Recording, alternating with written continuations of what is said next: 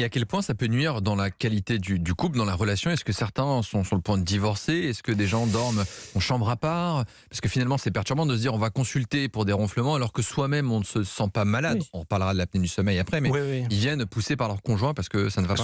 Souvent, effectivement, ils viennent pousser par le ou la conjointe parce que ça crée des distensions. Ça peut même, comme je disais tout à l'heure, pousser des couples à faire chambre à part. Et donc le ronfleur va avoir un sommeil fragmenté parce qu'il ne va pas être à l'aise en sachant qu'il ronfle. Ça, ou son conjoint va très mal dormir, ça peut retirer 1 à 2 heures de sommeil au conjoint qui va se réveiller sans arrêt, etc.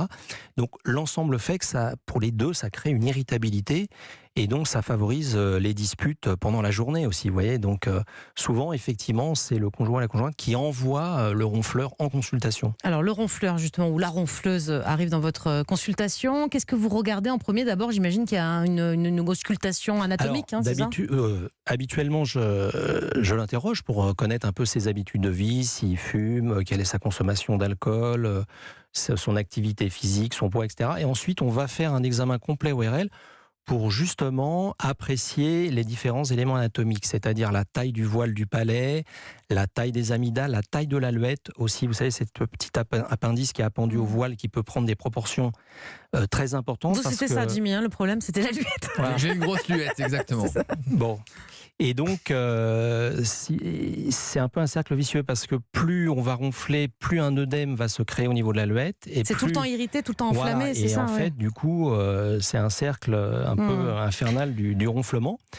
Et au niveau ORL, on va surtout vérifier la perméabilité nasale, comme je vous disais tout à l'heure, avec un examen, un petit fibroscope passé dans le nez qui permet de voir s'il n'y a pas de déviation de cloison, s'il n'y a pas de polype, s'il n'y a pas d'inflammation, qui va donc favoriser cette accélération de l'air à l'inspiration. Et du coup, si on a de grosses amygdales ou de grosses végétations, on peut aussi ronfler et du coup, à l'inverse, devoir s'en débarrasser pour moins ronfler. Alors, chez l'adulte, les végétations, c'est plus rare. Mais effectivement, on peut avoir certains adultes qui présentent des amygdales assez importantes. Bon, maintenant, on a tendance à plus les retirer parce qu'il y a toujours des risques hémorragiques assez importants. Moi, quand j'étais enfant, on retirait toutes les végétations et toutes les amygdales des enfants, notamment. Maintenant, chez l'adulte, on a plus des moyens pour réduire le volume avec des lasers, avec des appareils de radiofréquence. D'ailleurs, végétation, tout le monde a entendu ce terme, mais on ne sait pas exactement ce que c'est. Enfin bon, moi aussi, mais les amygdales on voit, mais les végétations, qu'est-ce que c'est et à quoi ça sert? En fait, les végétations, c'est comme une amygdale qui est située en fait derrière le nez. C'est un filtre, région. C'est ça?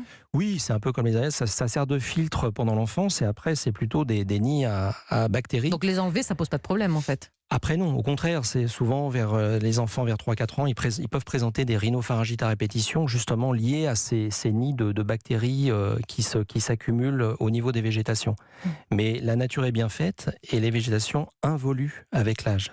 Donc ça existe chez certains adultes, mais on retrouve plus chez l'adulte une hypertrophie des amygdales, un volume important des amygdales. Donc une fois que vous avez fait tout ce bilan anatomique, on va dire, vous avez vérifié s'il n'y avait pas une grosse langue, des grosses amygdales, etc.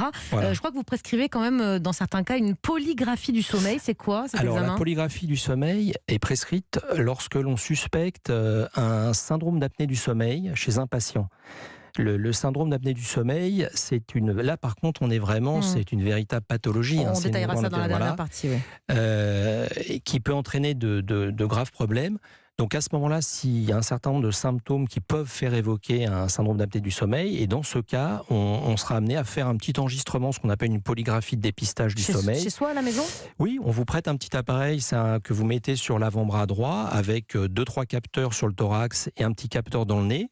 Et ça va permettre de quantifier la diminution ou les pauses respiratoires. C'est normal de faire des petites pauses ou de faire ce qu'on appelle des hypoventilations pendant le sommeil, mais faut pas, c'est comme tout, il ne faut pas en faire trop. Ouais. Et là, si vous dépassez un certain index, ça peut être grave. Alors on a vu que plusieurs obstacles dans la sphère ORL peuvent donner de l'apnée du sommeil. Est-ce qu'avoir une grosse langue, c'est aussi un facteur de risque d'apnée du sommeil ? Oui, parce que en fait, lorsque vous êtes notamment, la position est importante dans les ronflements. Souvent, on dort lorsqu'on ronfle, on dort sur le dos, pas tellement sur le côté. Et lorsque vous dormez sur le dos, avec la pesanteur, la langue va reculer un petit peu de 2-3 mm et va fermer le passage de l'air. Donc on imagine bien que des gens qui ont ce qu'on appelle des macroglottides, c'est-à-dire des grosses langues, seront plus sujets à faire ce type de problème. Mais vous ne pouvez pas la couper, la langue, donc qu'est-ce que vous faites ? Ça dépend. Dans quelques cas, on peut réduire, alors pas la langue, pas la langue mobile, mais la base de la langue, par des techniques laser. Alors par contre, là, on est sur des interventions plus lourdes que... Mais on vous aurait dit que c'était la langue, vous auriez rien fait. C'est une sacrée preuve d'amour. Vous avez des patients comme ça qui ont accepté de se faire charcuter la langue. Enfin, pas charcuter. Oui. C'est vrai que c'est des interventions qui sont un petit peu plus lourdes. Et c'est vrai que parfois, c'est difficile de savoir où se situe exactement l'obstacle. Alors qu'on peut commencer par dormir sur le ventre, peut-être ? Alors, on peut, alors peut-être pas sur le ventre, mais sur le côté. Donc il y a des techniques très simples qui consistent, alors un petit peu barbares, à mettre une balle de tennis, à accrocher une balle de tennis, soit à son t-shirt. Oui, il y a même des t-shirts exprès avec des petites poches à l'arrière, vous m'avez dit qu'il existe. Dès que vous retournez sur le dos, ça vous fait mal et instinctivement vous allez vous repositionner sur le côté. Vous êtes en train de passer commande, je dis donc, non j'ai essayé, elle m'a mis un ballon de rugby, mais pour que je sorte du lit. Du coup, c'est peut-être un petit peu gros. Et bon, voilà, c'est vrai que c'est ça peut être une petite astuce. C'est une petite astuce, mais ça marche. Parce que sur le côté, on ronfle beaucoup moins.